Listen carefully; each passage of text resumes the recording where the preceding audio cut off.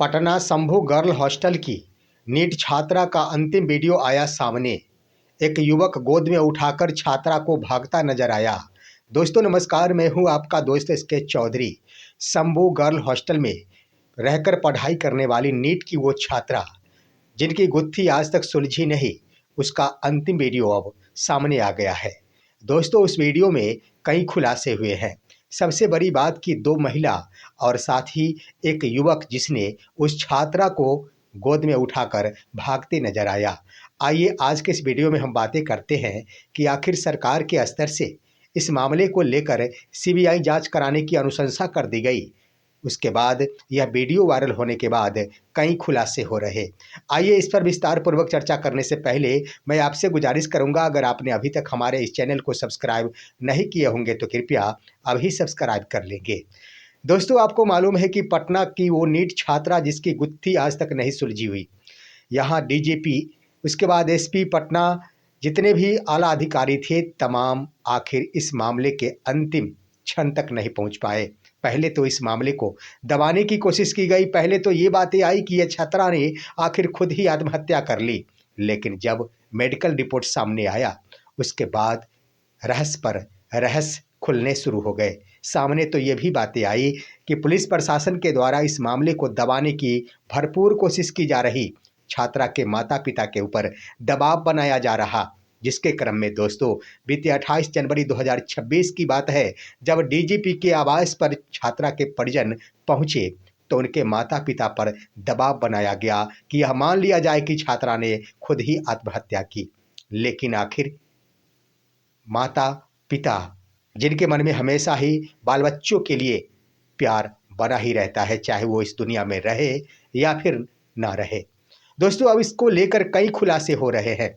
वैसे देख लिया जाए तो जब मेडिकल रिपोर्ट सामने आया उसमें स्पष्ट हुआ कि उस छात्रा के अंडरवियर में मेल स्पर्म पाए गए थे। उसके बाद पुलिस प्रशासन के द्वारा कुल 19 व्यक्तियों के डीएनए टेस्ट कराए गए। उसके मेल का स्पर्म का मिलाप कराया गया, लेकिन गनीमत रही कि किसी भी जिसका भी सैंपल लिया गया था उसका वह स्पर्म मेल नहीं खा पाया। तो इस तरह से यह जांच की गुत्थी भी आखिर नहीं सुलझी, यह जांच भी असफल रहा। इसी मुद्दे पर दोस्तों विवाद भी छिड़ चुका है। विवाद के क्रम में पूर्व आईपीएस अधिकारी अमिताभ दास ने तो बड़ा खुलासा कर दिया। उन्होंने खुलासे के क्रम में कहा है कि ऐसे वैसे व्यक्तियों के सैंपल लेने से रहस्य का खुलासा कदापि नहीं हो सकता। उन्होंने कह दिया कि मुख्यमंत्री श्री नीतीश कुमार के बेटे का डीएनए टेस्ट कराया जाना चाहिए। उन्होंने ऐसा बयान देकर एक बार फिर से सबको आश्चर्यचकित कर दिया, लेकिन उनके इस बयान का कोई असर ना तो मीडिया पर दिखा ना ही पुलिस प्रशासन पर दिखा। अब दोस्तों एक 10 मिनट 54 सेकेंड का वीडियो, जो अंतिम वीडियो है उस छात्रा से संबंधित, वह सामने आ गया है। इस वीडियो का मूल बातें मैं आपको बताता हूं और साथ ही साथ उस वीडियो का कुछ अंश आपको दिखाता हूं। दरअसल दोस्तों यह वीडियो है आखिर 6 जनवरी 2026 का। 6 जनवरी 2026 की वो छात्रा अपने हॉस्टल के केबिन में ही मौजूद थी। उस हॉस्टल का रूम केबिन की तरह ही बनाया गया था। गनीमत इस बात की रही थी कि छात्रा अपने रूम में बंद थी, सोई हुई थी, लेकिन उस केबिन को खुद ही अंदर से बंद कर रखी थी। यहाँ पर देखिए दोस्तों उस वीडियो को, जिस वीडियो में स्पष्ट झलकता है कि न जाने किस तरह से छात्राओं को यह आभास हुआ कि छात्रा ने अंदर से ही अपने रूम के गेट को बंद रखी है। अचानक 2 से 3 लड़कियां पहुंचती है और पहुंचने के बाद वह उस छात्रा के उस रूम के दरवाजे को खटखटाती है और गेट खोलने को गुहार लगाती है, परंतु अंदर से कोई भी आवाज़ नहीं आती और ना ही गेट खुलता है। छात्रा बार बार ही गेट को खटखटाती है, बार बार ही जोरों की आवाज़ लगाती है, नाम लेकर बुलाती है कि गेट खोलो, लेकिन कोई प्रतिक्रिया नहीं आता। लेकिन हाँ, कुछ न कुछ आवाज़ जरूर आती है उधर से। उधर से आवाज़ें नहीं आती कि मैं खोलूँ या फिर ना खोलूँ। अंत में कई छात्राएं मौजूद होती है वहाँ पर, लगभग 5 से 7 छात्राएं आ जाती है उस गेट पर और एक बार फिर से डांटते हुए दबाड़ते हुए फटकार लगाती है कि गेट तो खोलना होगा, क्या कुछ हुआ है। लेकिन वो कुछ बोलती है, दर्द बयां करती है, लेकिन गेट नहीं खोलती है। इसी बीच एक महिला वहां पर प्रवेश करती है। प्रवेश के दरमियान वो पूछती है कि क्या हुआ है। तब छात्रा कहती है कि यह अंदर से गेट नहीं खोल रही। दोस्तों, वो भी दरवाज़ा खटखटाती है। सबसे पहले वो बिजली को ऑन करती है उस गली की जिसमें उसका कमरा है, और उसके बाद दरवाज़ा खटखटाती है, फिर भी वो नहीं खोलती है। नहीं खुलने के बाद एक छात्रा ऊपर झाँक कर वेंटिलेटर से झाँकती है। जब झाँकती है तो देखती है वो सोई हुई है और रो रही है। लेकिन कि ये वेंटिलेटर से भी कहा जाता है कि गेट खोलो, फिर भी वो नहीं खोलती है। उसके बाद होता क्या है दोस्तों, एक युवक का प्रवेश होता है। एक युवक आता है और सिर्फ इतना ही कहता है कि वह सोई हुई है तो कैसे खोलेगी गेट। यहीं पर मामला गहरा रहा है। फिर से छात्राएं कहती है कि नहीं, गेट अंदर से बंद है, और वो रो रही है। तब जाकर एक छात्रा बगल से स्टूल लाती है और वेंटिलेटर के माध्यम से अपने हाथ को अंदर ले जाती है और अपने हाथ से ही अंदर के गेट को खोल देती है। उसके बाद तमाम छात्राएं उस छात्रा के केबिन में प्रवेश करती है। केबिन में प्रवेश करते ही एक पीली साड़ी में बाहर से महिला आती है। वो भी आखिर पहुंचती है उस कमरे में। लेकिन इसी बीच दोस्तों, वो युवक जो आया था, जो कह रहा था कि वो सोई हुई है, जल्दीबाजी में पहुंचता है उस छात्रा के कमरे में और अपने गोद में उठाकर उस छात्रा को बाहर ले आता है, जो आप वीडियो में देखे होंगे। इस बीच उसको संभालते हुए वो व्यक्ति बाहर आता है।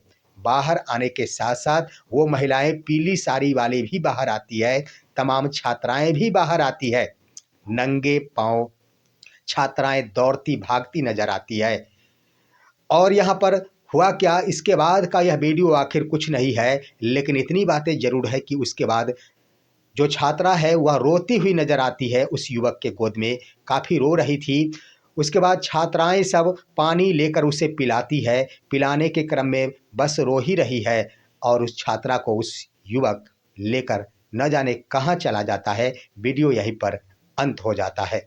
अब सवाल यहाँ पर ये गहरा रहा है कि जो युवक उस छात्रा को उठाकर ले गया, आखिर वो कौन था? उस पर आखिर पुलिस प्रशासन ने जांच क्यों नहीं बिठाई? दूसरा सवाल गहराता है कि उस युवक ने उस छात्रा को लेकर सबसे पहले कहाँ गया? तीसरी बात कि वो महिला पीली साड़ी वाली और एक और महिला जो सबसे पहले पहुंची थी, वो महिला आखिर कौन है? उस छात्रा से उसका क्या संबंध है, या फिर हॉस्टल से क्या संबंध है? दरअसल ये खबरें आई दोस्तों कि उस घटना के बाद, उस वीडियो के बाद जितनी भी छात्राएं थी जो उस छात्रा के गेट को खुलवाने में अपनी अहम भूमिका निभाई थी, वो तमाम छात्राएं हॉस्टल छोड़कर चली गई। सवाल ये बड़ा बनता है कि क्यों वो छात्रा, तमाम छात्राएं उस छात्रा को छोड़कर हॉस्टल से बाहर चली गई, हॉस्टल में दोबारा नजर नहीं आई। कौन वो छात्रा थी जिसने आखिर गेट खुलवाई? जरूर उसे पता होगा कि उस छात्रा के साथ क्या हो रहा था। छात्रा ने आखिर कुछ ना कुछ तो जरूर जवाब दी थी, जो वो छात्राएं ही बता सकती, जो उसके गेट को खुलवाने के लिए बार बार प्रयास कर रही थी और आग्रह कर रही थी। अब सवाल यहाँ पर काफ़ी गहरा चुका है दोस्तों। सवाल यहाँ पर यह है कि अभी तक पुलिस प्रशासन के द्वारा उस महिलाओं और साथ ही उस युवक से पूछताछ क्यों नहीं की गई? जिस युवक ने अपने गोद में उठाकर उस छात्रा को ले भागा था, वो छात्रा उस युवक को वो छात्रा, नीट की छात्रा ने कुछ क्या बताई थी? जरूर अगर कुछ नहीं बताई तो उस युवक को आभास तो हुआ होगा कि वो छात्रा के साथ आखिर क्या हुआ था, क्यों रो रही थी, बिलख रही थी, और क्यों अपने कमरे को अंदर से बंद कर रखी थी। दोस्तों, इन मुद्दों पर आखिर विचार होना चाहिए था। बिहार की पुलिस प्रशासन आखिर 28 दिनों के आसपास इस मामले को टाल दी, लेकिन नतीजे तक नहीं पहुंची। बिहार सरकार आखिर हार मान ली। वो अपने पुलिस प्रशासन के ऊपर अब भरोसा खत्म कर ली, जिसके कारण आखिर सीबीआई से जांच कराने की अनुशंसा मुख्यमंत्री श्री नीतीश कुमार के द्वारा कर दी गई। लेकिन इसके पीछे भी रहस्य छुपा हुआ है। बिहार सरकार ने आखिर सीबीआई के हाथों में इस मामले को दे दिया, इसका मुख्य कारण जानेंगे तो 2 फरवरी 2026 से विधानसभा का सत्र प्रारंभ होने वाला है।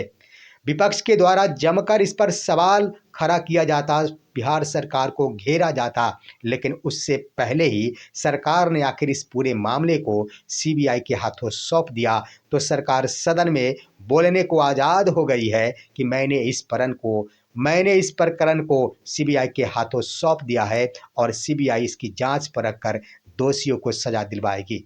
अब दोस्तों, यहाँ पर देख लिया जाए तो यह सीबीआई का मामला मुझे तो लगता है कि लीपापोती और लंबे अरसों तक टाल देने की एक प्रक्रिया है।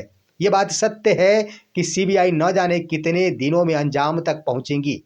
यह भी बात सत्य है कि कई ऐसे मामले देखने को मिले हैं जो 12 वर्ष 13 वर्ष बीत गए, सीबीआई अंजाम तक नहीं पहुंची और अंतःगत्वा उस मामले की जांच को ही बंद कर दिया गया। कहीं इस घटना के साथ यही खेल तो नहीं होगा, इससे भी इनकार नहीं किया जा सकता। इस पर आप क्या कहेंगे, अपनी राय कमेंट के माध्यम से दीजिए।